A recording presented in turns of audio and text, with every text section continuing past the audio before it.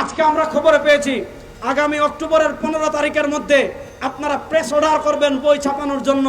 আমাদের বাংলাদেশের 92% মুসলমানের প্রাণের দাবি হলো এই যেই বইগুলো লিখেছে এগুলো সম্পূর্ণ রিভিউ করার আগে ছাপায় যাওয়া যাবে না, ছাপায় দেওয়া যাবে না।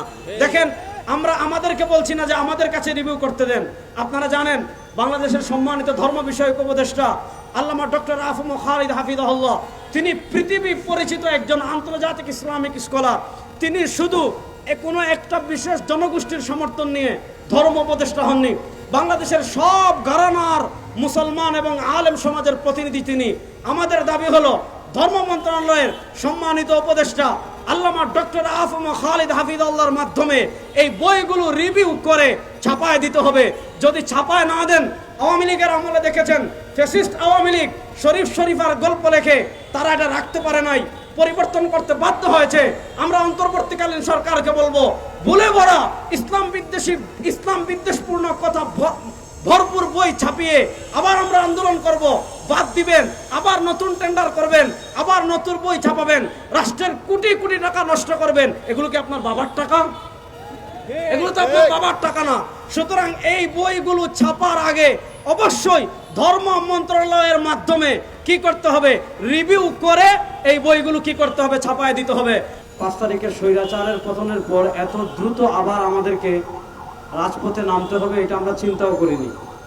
কিন্তু অত্যন্ত দুঃখজনক হলেও সত্য যে আমাদেরকে প্রায় 1.5 মাসের মধ্যে আবার রাজপথে আসতে হয়েছে। তার অনেকগুলো কারণ আছে। এর ভিতর একটা দেখেছেন যে ফ্যাসিস্ট আওয়ামী লীগ বাংলাদেশের আপামর মুসলমানদের বিরুদ্ধে সবচেয়ে বেশি ষড়যন্ত্র যে বিষয়টা নিয়ে করেছে সেটা হলো শিক্ষা ব্যবস্থা নিয়ে। আমরা অত্যন্ত দুঃখের সাথে বলছি আপনাদেরকে, আমরা মাননীয় শিক্ষা উপদেষ্টা মহোদয়ের সাথে দেখা করেছি, সাক্ষাৎ করেছি, লম্বা কথা বলেছি তার সাথে। তাকে আমরা আমাদের সাধারণ মুসলমানদের প্রাণের দাবি জানিয়ে এসেছিলাম যে এদেশের শিক্ষা সিলেবাস সংস্কার যে কমিটি হবে, এই কমিটিতে আপামর জনসাধারণের প্রতিনিধিত্ব করে, আপামর মুসলমানদের প্রতিনিধিত্ব করে এমন আলেমদেরকে সংযুক্ত করা। আমরা প্রথমে দুঃখজনকভাবে দেখেছি, প্রথমে তারা যে সংস্কার কমিটি করেছিল 10 জনের, এই 10 জনের কমিটিতে চিহ্নিত 2 জন ইসলাম বিরোধী, কামরুল হাসান মামুন এবং সামিনা লুৎফা। একজন হলেন শাহবাগী, আরেকজন হলেন এলজিবিটি সমকামী সমর্থনকারী। তো আমরা প্রতিবাদ করেছিলাম, তাদেরকে বাদ দেওয়া হয়েছে। কিন্তু এখানে একটা শুভঙ্করের ফাঁকি দেওয়া হয়েছে। বড় একটা কমিটি আছে 40 জনের, এই 40 জনে তারা ইসলাম শিক্ষা বই পরিমার্জন এবং সম্পাদনা করার জন্য 3 জনকে দায়িত্ব দিয়েছে। এই 3 জনের দায়িত্বের মধ্যে একজন হলো এই আবু সাইদ খান। দেখেন, আমরা শিক্ষামন্ত্রী এবং উপদেষ্টাকে দেখা করে এটা বলে এসেছি যে আপনারা এমন উপদেষ্টা নিয়োগ দিবেন যিনি বাংলাদেশের 92% মুসলমানের কি করে প্রতিনিধিত্ব করে। কিন্তু আমরা অত্যন্ত দুঃখজনকভাবে দেখেছি যে ওনারা কি করেছেন, ইসলাম শিক্ষা বই সম্পাদনা করার জন্য যে লোককে দায়িত্ব দিয়েছেন 3 জন, তার ভিতর অন্যতম হলো আবু সাইদ খান। এই আবু সাইদ খান আর 2013 সালে শাহবাগে যে অভিজিৎ মারা গিয়েছে, ওই কুখ্যাত অভিজিৎ আর আবু সাইদ, এই দুইটার ভিতর কোনো পার্থক্য নাই। কেন আমি বললাম, দেখেন আবু সাইদের লেখা বই আমি আপনাদেরকে দেখানোর জন্য সাংবাদিক বন্ধুরা নিয়ে এসেছি। আপনারা এটা যদি মুসলমান হন এটা প্রচার করবেন। দেখেন, প্রচলিত প্রকৃত ইসলাম একটি পর্যালোচনা। এই যে আবু সাইদের আমরা অব্যাহতি মানে অপসারণ দাবি করছি, তার লেখা এই বই প্রচলিত ও প্রকৃত ইসলাম একটি পর্যালোচনা। দেখেন এই বইয়ে শাহবাগের অভিজিৎ যা বলেছে নবীর ব্যাপারে, এর চেয়ে জঘন্য বক্তব্য দেখেন সে এই বইয়ের 32 নম্বর পৃষ্ঠায় দিয়েছে। সে এখানে বলেছে আমাদের নবী শ্রেষ্ঠ নবী, আমাদের নবী সর্বশ্রেষ্ঠ নবী। এখানে সে বলেছে শেষ নবীকে নিয়ে আশরাফুল আম্বিয়া বা ইমামুল আম্বিয়া বা সাইয়্যিদুল মুরসালিন সংক্রান্ত ধারণা সবচেয়ে বড় মাপের ডাহা মিথ্যাচার। ইসলামের নামে এ যাবৎকালে যত মিথ্যা উদ্ভাবন করা হয়েছে তার মধ্যে বলা হয় এটি হচ্ছে সকল মিথ্যার মা, অর্থাৎ নবীকে সর্বশ্রেষ্ঠ বলা এটা হলো সকল মিথ্যার মা। আমি বাংলাদেশের সকল সাধারণ মুসলমানদের কাছে 1 নম্বরে অনুরোধ করব, এই আবু সাইদকে যেখানে পাবেন গলায় জুতার মালা দিয়ে সেনাবাহিনীর কাছে তুলে দিবেন, কারণ সে হলো নবীর দুশমন। আর নবীর দুশমনের সাথে আমরা কখনো কি করব না, আপোষ করব না। দেখেন, একদিকে সে নবীর শানে বেয়াদবি করছে, আবার আরেক দিকে সে কি করছে জানেননি? এই যে বইয়ের দেখেন এখানে আয়েশা 64 নম্বর পৃষ্ঠায় সে শেখ হাসিনার প্রশংসা করতেছে। নবী করিম সাল্লাল্লাহু আলাইহি ওয়াসাল্লামকে গালি দিচ্ছে, আর এখানে এসে 64 নম্বর পৃষ্ঠায় প্রথমে শেখ মুজিবের প্রশংসা করেছে, তারপর শেখ হাসিনার প্রশংসা করেছে। এই বইয়ের পাতায় পাতায় এসে বুখারী শরীফকে গালি, ইমাম বুখারীকে গালি দিয়েছে। বুখারী, মুসলিম, তিরমিজি, নাসাই, আবু দাউদ এই সকল কিতাবকে ফালতু, এই সকল কিতাবকে আজে বাজে কিতাব এগুলো বলেছে। অর্থাৎ সে শাহবাগী অভিজিৎ, এরকম যেরকম সে হইল এই লেভেলে, এরকম একটা কে অপসারণ তো করতে হবে। যদি না করেন বাংলাদেশের মানুষ টেনে হিচড়ে নামিয়ে ফেলবে আপনাদের। এক নম্বর দাবি হলো আমাদের পরিষ্কার, একে অপসারণ করতে হবে। 2 নম্বর কথা হলো তাকে যারা নিয়োগ দিয়েছে, আপনি বাংলাদেশের 92% মুসলমানের সাথে তামাশা করবেন?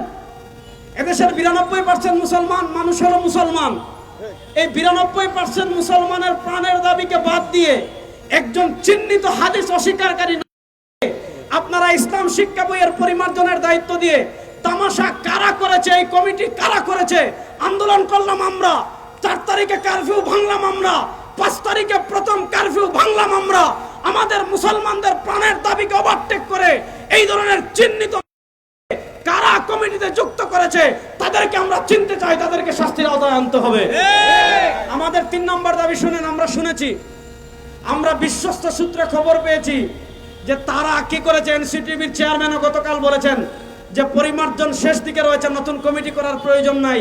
আজকে আমরা খবরে পেয়েছি আগামী অক্টোবরের 15 তারিখের মধ্যে আপনারা প্রেস অর্ডার করবেন বই ছাপানোর জন্য। আমাদের বাংলাদেশের 92% মুসলমানের প্রাণের দাবি হলো এই যে বইগুলো লিখেছে এগুলো সম্পূর্ণ রিভিউ করার আগে ছাপায় যাওয়া যাবে না, ছাপায় দেওয়া যাবে না। দেখেন, আমরা আমাদেরকে বলছি না যে আমাদের কাছে রিভিউ করতে দেন। আপনারা জানেন বাংলাদেশের সম্মানিত ধর্ম বিষয়ক উপদেষ্টা আল্লামা ডক্টর আফম খালিদ হাফিজাহুল্লাহ, তিনি পৃথিবী পরিচিত একজন আন্তর্জাতিক ইসলামিক স্কলার। তিনি শুধু কোনো একটা বিশেষ জনগোষ্ঠীর সমর্থন নিয়ে ধর্ম উপদেষ্টা হননি, বাংলাদেশের সব ঘরানার মুসলমান এবং আলেম সমাজের প্রতিনিধি তিনি। আমাদের দাবি হলো ধর্ম মন্ত্রণালয়ের সম্মানিত উপদেষ্টা আল্লামা ডক্টর আফম খালিদ হাফিজাহুল্লাহর মাধ্যমে এই বইগুলো রিভিউ করে ছাপায় দিতে হবে। যদি ছাপায় না দেন, আওয়ামী লীগের আমলে দেখেছেন ফ্যাসিস্ট আওয়ামী লীগ শরীফ শরীফার গল্প লেখে তারা এটা রাখতে পারে নাই, পরিবর্তন করতে বাধ্য হয়েছে। আমরা অন্তর্বর্তীকালীন সরকারকে বলবো, ভুলে ভরা ইসলাম বিদ্বেষপূর্ণ কথা ভরপুর বই ছাপিয়ে আবার আমরা আন্দোলন করব, বাদ দিবেন, আবার নতুন টেন্ডার করবেন, আবার নতুন বই ছাপাবেন, রাষ্ট্রের কোটি কোটি টাকা নষ্ট করবেন। এগুলো কি আপনার বাবার টাকা? এগুলো তো আপনার বাবার টাকা না। সুতরাং এই বইগুলো ছাপার আগে অবশ্যই ধর্ম মন্ত্রণালয়ের মাধ্যমে কি করতে হবে, রিভিউ করে এই বইগুলো কি করতে হবে, ছাপায় দিতে হবে। যদি আমাদের দাবি না মানেন, আমরা পরিষ্কার ঘোষণা দিয়ে যাচ্ছি, যদি আমাদের দাবি না মানেন, অক্টোবরের 6 তারিখ এনসিটিভি কার্যালয় ঘেরাও করা হবে ইনশাআল্লাহ। এরপরে যদি আমাদের দাবি না মানেন, শিক্ষা মন্ত্রণালয় ঘেরাও করা হবে ইনশাআল্লাহ। আমরা 52 বছর থেকে ইসলামপন্থীরা, এই 52 বছর শুধু না, বাংলাদেশের শুরুর যুগ থেকে দেখেন, ফ্যাসিস্ট আওয়ামী লীগের আমল দেখেন, আমরা সবচেয়ে বেশি রক্ত দিয়েছি। আমাদের রক্তের উপর দাঁড়িয়ে আপনারা আমাদের আদর্শ বিসর্জন দিয়ে বাম রাম প্রতিষ্ঠা করবেন, এগুলা এই দেশে করতে দেওয়া হবে না ইনশাআল্লাহ। যারা এসেছেন তাদেরকে জাতীয় উলামা মাশায়েখ আইম্মা পরিষদের পক্ষ থেকে ধন্যবাদ জানাচ্ছি, সাংবাদিক বন্ধুদেরকে ধন্যবাদ জানাচ্ছি। আবার আপনাদের সাথে দেখা হবে, কথা হবে 6 তারিখ। যদি 6 তারিখের মধ্যে আমাদের দাবি না মানা হয়, এনসিটিভি কার্যালয় ঘেরাওয়ের কর্মসূচি দিয়ে আজকের আমরা মানববন্ধন কর্মসূচি শেষ করছি।